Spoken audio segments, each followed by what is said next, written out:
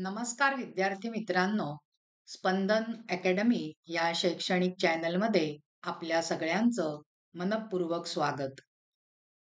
विद्यार्थी मित्रांनो, आज आपण इयत्ता 9वीच्या संस्कृतच्या पाठ्यपुस्तकातील पितृभक्तः नचिकेताः हा जो गद्यपाठ आहे, तो पाठ समजावून घेणार आहोत. आधी आपण त्या पाठाची जी प्रस्तावना दिलेली आहे, ती प्रस्तावना बघणार आहोत. आधी हे जे शीर्षक आहे, पितृभक्तः नचिकेताः म्हणजे पितृभक्त नचिकेत असं या शीर्षकाचं भाषांतर आहे. त्यांनी प्रस्तावनेमध्ये काय दिलंय बघूया. वेदाः ब्राह्मणाः आरण्यकाः उपनिषदः इति वेदवाङ्मय परंपरा वर्तते. म्हणजे वेद, ब्राह्मण, आरण्यक्य, उपनिषद ही काय आहेत? वेद परंपरा आहे. एतस्यां परंपरायां प्रमुखाः दश उपनिषदः ख्याताः. आणि याच्यामध्ये 10 उपनिषद जी आहेत ती प्रमुख मानली आहेत किंवा ती प्रसिद्ध आहेत. उपनिषत्सु तत्वज्ञान चर्चा निरूपणम वर्तते. आणि ह्या उपनिषदांमध्ये कसली चर्चा केली आहे, कोणते विचार मांडले आहेत, तर तत्वज्ञानाची चर्चा, त्याचं निरूपण या उपनिषदांमध्ये केलेलं आहे. उपनिषत्सु अन्यतमा कठोपनिषदः. आणि ह्या उपनिषदांमधलं एक उपनिषद आहे कठोपनिषद. कठोपनिषदः उद्धृता यमनचिकेत सोहो कथा. आणि या कठोपनिषदामध्ये जी कथा आलेली आहे, यम आणि नचिकेत, त्याच्यातलाच हा प्रसंग आपल्याला त्यांनी या ठिकाणी पाठामध्ये दिलेला आहे. आता आपण प्रत्यक्ष पाठाला सुरुवात करूया. वाजश्रवाः नाम दानपरः ब्राह्मणः आसीत्. वाजश्रवाः, वाजश्रव नावाचा एक दानशूर, दानपरः म्हणजे एक दानशूर ब्राह्मण होता. आता विद्यार्थी मित्रांनो, इथे जी लाल अक्षरातली रूपं आपल्याला दिसतायत, ती सगळी व्यंजनांत नामं आलेली आहेत. म्हणजे वाजश्रवाहाचं मूळ जे आहे ते काय येणार आहे? वाजश्रवस म्हणजे सकारांत नाम. अशी ही व्यंजनांत नामं आहेत, जी द्वितीय सत्रमध्ये आपण बघितलेली आहेत. एकदा सह विश्वजित यज्ञम अकरोत. आणि एकदा तो विश्वजित नावाचा यज्ञ करतो किंवा त्याने विश्वजित नावाचा यज्ञ केला. समाप्ते यज्ञे सह ब्राह्मणेभ्यः दक्षिणाम अयच्छत. समाप्ते यज्ञे, यज्ञ समाप्त झाल्यानंतर किंवा यज्ञ संपल्यानंतर त्याने ब्राह्मणांना, ब्राह्मणेभ्यः म्हणजे ब्राह्मणांना चतुर्थीचं रूप आलेलं आहे. ब्राह्मणांना दक्षिणा ब्राह्मणांना दक्षिणा दिल्या. दक्षिणाम अयच्छत, अयच्छत म्हणजे दिल्या. लंगलकाराचं रूप आलेलं आहे.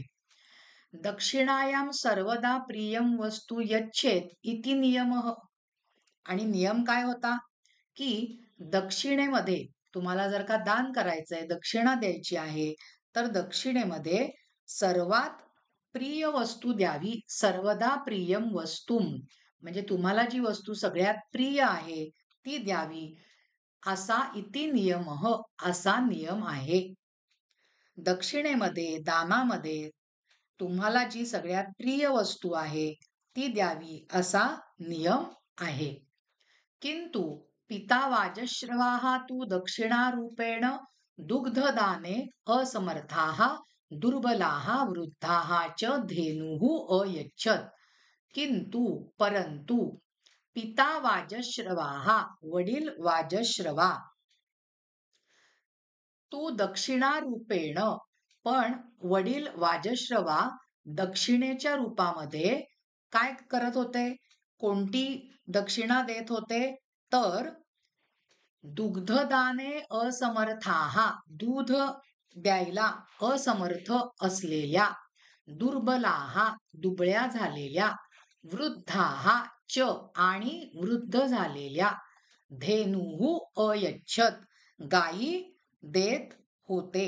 म्हणजे बघा, पूर्ण वाक्याचा अर्थ होता, परंतु वाजश्रवाने, पिता वाजश्रवाने दक्षिणा म्हणून दूध देऊ न शकणाऱ्या अशक्त आणि वृद्ध अशा गायी अ, अशी गाय दान केली, वृद्ध झालेली. आता पुढे बघा. तस्य पुत्रः नचिकेताः तत् अपश्यत. त्याचा मुलगा नचिकेत ते पाहतो. काय पाहतो? की आपले वडील कोणतं दान करतायत. पुढे बघा. असमीचीन दानेन. असमीचीन दानेन म्हणजे अयोग्य दान. पिता मे नरकम गमिष्यती. आपले वडील नरकात जातील. गमिष्यती लुटलकाराचं रूप आलंय. इति भित्या सह पितरम अपृच्छत. म्हणजे अयोग्य दानाने वडील नरकात जातील या भीतीने त्याने वडिलांना विचारले. काय विचारले? पितः, बाबा, किम तव अतीव प्रियम. तुम्हाला सगळ्यात जास्त काय आवडतं? तुम्हाला अतिशय प्रिय काय आहे? झटिती पिता अवदत. झटिती म्हणजे लगेच, सत्वर. लगेचच वडील म्हणाले, वत्स, बाळा, त्वमेव मम प्रियतमः. मला तर सगळ्यात जास्त तू प्रिय आहेस, तू आवडता आहेस. नचिकेताः पुनः अपृच्छत. नचिकेताने पुन्हा विचारले. काय विचारलं बघा? तर्हि माम कस्मै दास्यती भवान. काय म्हणाला तो मुलगा? तो मुलगा नचिकेत असा म्हणाला, असं आहे तर मग तुम्ही मला का नाही देऊन टाकलेत? म्हणजे सगळ्यात प्रिय वस्तू द्यायची हे त्या मुलाच्या डोक्यामध्ये, नचिकेताच्या. आणि वडील सांगतायत सगळ्यात जास्त तूच मला आवडतोस. तर त्याचा प्रश्न असा आहे की मग तुम्ही मला कोणाला का नाही देऊन टाकलेत? कारण आपली प्रिय वस्तू दान करायची आहे ना. वाजश्रवसा किमपि उत्तरम न दत्तम. वाजश्रवाने किमपि उत्तरम कोणतेही उत्तर न दत्तम दिले नाही. द्विवारं त्रिवारं नचिकेतसा तदेव पृष्टम. द्विवारं दोनदा, त्रिवारं तीनदा, नचिकेतसा तदेव पृष्टम. दोनदा तीनदा नचिकेताने हेच विचारले. तदा क्रुद्धः भूत्वा पिता नचिकेतसं अहं त्वां मृत्यवे ददामि इति अवदत्. तेव्हा तदा क्रुद्धः भूत्वा पिता, तेव्हा चिडून किंवा रागावून वडील नचिकेताला काय म्हणाले बघा? भूत्वा पिता नचिकेतसम अवदत. काय म्हणाले नचिकेताला? अहम त्वाम मृत्यवे ददामी. मी तुला मृत्यूलाच देऊन टाकतो.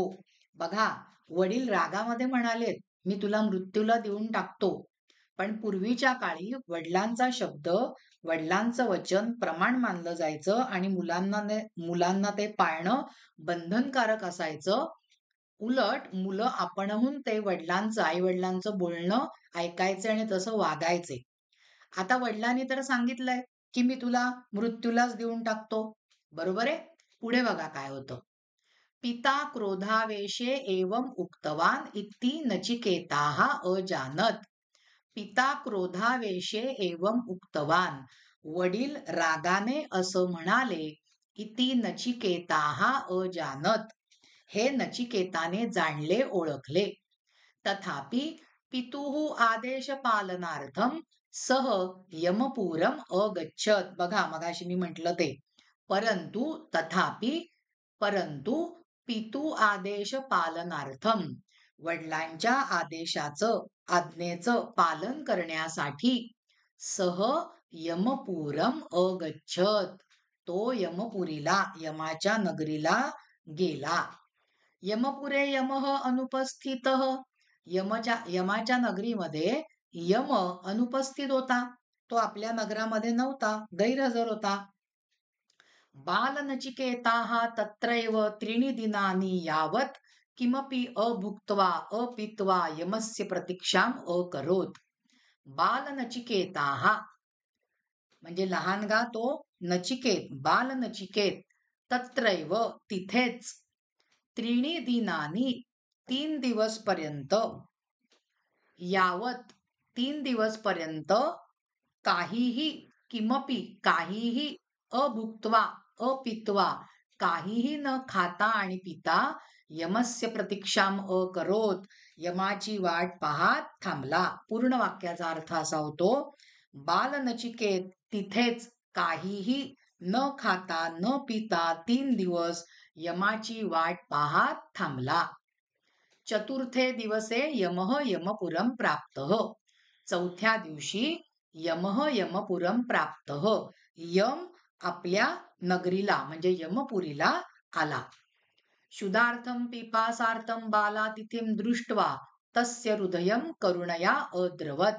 शुदार्थम पिपासार्थम भुकेलेला तहानलेला बालातिथिम दृष्ट्वा म्हणजे छोटा पाहुणा, बालातिथी म्हणजे छोटा पाहुणा, तो छोटा मुलगा पाहून तस्य हृदयम त्याचे हृदय करुणया अद्रवत करुणेने दयेने भरून गेले आणि तो खुश झाला यम नचिकेतावरती. आणि तो काय म्हणाला यम, यमः नचिकेतसे त्रीन वरान याचस्व इति अवदत. यम नचिकेताला म्हणाला त्रीन वरान याचस्व, तू 3 वर माग, तुझ्या 3 इच्छा तू माग, मी त्या तुला देईन किंवा मी ते वर तुला देईन.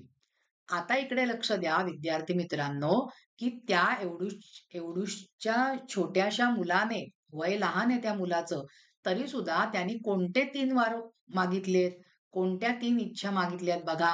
आम्ही सामान्य माणसं असतो तर लगेच आम्हाला गाडी द्या, घोडा द्या, बंगला द्या, पैसे द्या, दागदागिने द्या, असं भरपूर सारं भौतिक सुखातलं काहीतरी मागितलं असतं. पण इथे तो छोटा मुलगा नचिकेत काय मागतोय बघा. ततः बालकः प्रथमं वरम अयाचत. तेव्हा तो मुलगा पहिला वर मागतो. तेव्हा त्या मुलाने पहिला वर मागितला. काय, मम जनकस्य वाजश्रवसः माम प्रति क्रोधः शांतः भवतु. काय मागितला पहिला वर, माझ्या वडिलांचा श्रवांचा माझ्यावरचा राग शांत होऊ दे. म्हणजे त्याला माहिती होतं वडील रागावलेत, पण तरी सुद्धा त्यांची आज्ञा पालन करण्यासाठी तो यमपुरीला येतो आणि आता यमाबरोबर संवाद घडतोय. यमाने 3 वर मागितलेत. पहिला वर तो काय सांगतो, वडिलांचा माझ्यावरचा राग शांत होऊ दे. आम्ही लहान मुलं काय करणार, या ठिकाणी आपण म्हणू जाऊ दे वडील रागावलेत ना, होतील थोड्या वेळाने शांत. परंतु या मुलाने मात्र पहिल्या वरामध्ये सांगितलं, वडिलांचा माझ्यावरचा राग जाऊ दे. स्वर्ग साधिकाम अग्निविद्याम दत्वा माम अनुगृह्णातु इति द्वितीयम वरम सह अयाचत. आणि काय मागितलं दुसऱ्या वराने त्यांनी असं मागितलं की स्वर्ग साधिकाम याचा अर्थ काय, की स्वर्ग प्राप्ती करून देणारी जी अग्निविद्या आहे त्यांनी मला तुम्ही अनुगृह्णातु म्हणजे अनुगृहित करा किंवा ती विद्या मला द्या, माझ्यावरती तो अनुग्रह करा, असं दुसऱ्या वराने त्याने मागितलेलं आहे. यमः आनंदेन वरौ प्रायच्छत. यमाने आनंदाने दोन्ही वर त्याला दिले. आता बघा तिसरा वर. ततः तृतीय वर रूपेण नचिकेताः आत्मज्ञानम अयाचत. बघा काय मागितलंय त्यांनी तिसऱ्या वरामध्ये. नंतर नचिकेताने तिसरा वर म्हणून आत्मज्ञान मागितलं. आता आत्मज्ञान हा आध्यात्मिक शब्द आहे. फार मोठे जे साधक असतात ते आत्मज्ञानासाठी प्रयत्न करतात. आम्हा सामान्य लोकांचं ते कामच नाहीये. पण तरी सुद्धा छोट्या मुलांनी काय मागितलंय, आत्मज्ञान. आता आत्मज्ञान या शब्दाचा अर्थ तुमच्या वयाला कळेल असा मी भाषांतर झाल्यानंतर सांगते. आधी आपण भाषांतर ते कंटिन्यू करूया. तस्य प्रार्थनां श्रुत्वा यमः चकितः. तस्य प्रार्थनां श्रुत्वा त्याची प्रार्थना ऐकून यमः चकितः यम चकित झाला. का बरं चकित झाला, न कः अपि मर्त्यः अद्यपर्यंतम तद ज्ञातु कामः. न कः अपि मर्त्यः संधी विग्रह, आतापर्यंत कोणाही मर्त्य मानवाने म्हणजे ज्याला मरण येतं अशा माणसाने या विद्येची इच्छा केली नव्हती. ज्ञातू कामः, मला ही विद्या पाहिजे अशी शिफारस केली नव्हती किंवा अशी मागणी केलेली नव्हती आणि म्हणून तो यमचकित झाला. अल्पवयसः बालस्य कथमिव प्रगल्भा ज्ञानतृष्णा, लहानग्या वयाच्या मुलाची ही केवढी परिपक्व ज्ञानाची तहान.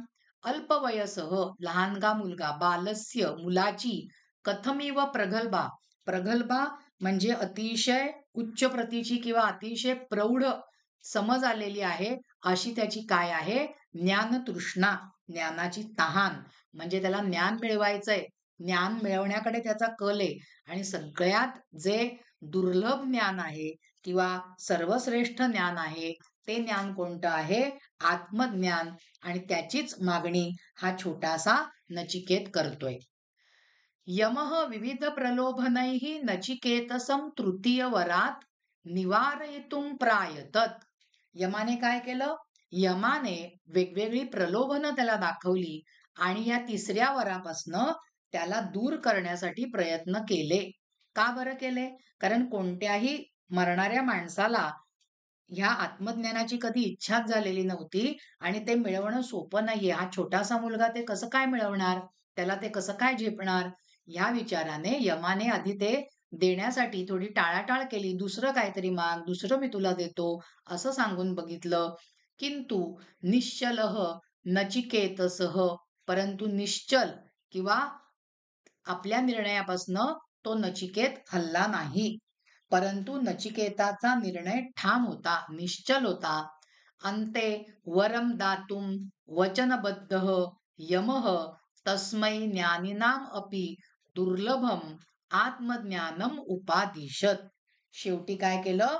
शेवटी वरम दातुम वचनबद्धः, वर देण्यासाठी वचनबद्ध असलेल्या यमाने त्याला ज्ञानिनाम अपि दुर्लभम म्हणजे ज्ञानापेक्षाही दुर्लभ आत्मज्ञानम उपादिशत, आत्मज्ञानाचा उपदेश दिला. लक्षात आलेलं आहे या धड्याचं भाषांतर विद्यार्थी मित्रांनो.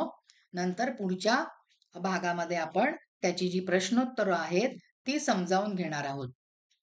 आता मी म्हटलं मगाशी तुम्हाला भाषांतर समजावताना आत्मज्ञान म्हणजे काय, खूप मोठा विषय आहे विद्यार्थी मित्रांनो. हा आपल्यासारख्या सामान्य माणसाच्या कुवतीच्या बाहेरचा आहे, आध्यात्मिक शब्द आहे. पण सोप्या भाषेत तुमच्या वयाच्या अनुषंगाने सांगायचं तर आत्मज्ञान म्हणजे स्वतःच्या आत्म्याचं ज्ञान. आत्मा जो आपल्या शरीरामध्ये आहे, आपण काय सगळेजण मानतो, माझा देह, माझं शरीर म्हणजेच मी आहे. तर तो खरा मी नाही आहे. तुमच्या आतमध्ये जडलेला जो आत्मा आहे, त्या आत्म्याचं त्या जीवाला बंधन जडलेलं आहे, ते तुम्ही ओळखा. अजून सोप्या भाषेत सांगायचं तर विद्यार्थी मित्रांनो, आत्मज्ञान मिळवून घेणं म्हणजे मी कोण आहे याची जाणीव निर्माण करणं. कोहम सोहम, मी तो आहे, मी हा आहे हे ओळखणं. मी ह्या जगामध्ये का जन्माला आलो, या जगात जन्माला येण्याचं प्रयोजन काय आहे, माझं स्वतःचं अस्तित्व काय आहे, माझी स्वतःची जाणीव काय आहे. आणि आत्मज्ञान मिळाल्यानंतर हा देह गेला तरी माझा जो आत्मा आहे तो कसा शाश्वत आहे आणि त्याच्यानंतर मृत्यूनंतरचं माझं जीवन कसं असतं, परत मला कशी एखाद्या जीवयोनीमध्ये जन्म मिळतो, या सगळ्याचं ज्ञान म्हणजे थोडक्यात सांगायचं तर आत्मज्ञान. आलंय लक्षात हा अर्थ? विद्यार्थी मित्रांनो, आज आपण पितृभक्तः नचिकेताः हा जो गद्यपाठ आहे तो समजावून घेतला. तुम्हाला जर का आजचा हा भाग आवडला असेल तर ह्या भागाला लाईक करा, ह्या भागाला शेअर करा आणि स्पंदन अकॅडमी हे शैक्षणिक चॅनल आहे त्याला सबस्क्राईब केलं नसेल तर लगेचच सबस्क्राईब करा. धन्यवाद विद्यार्थी मित्रांनो.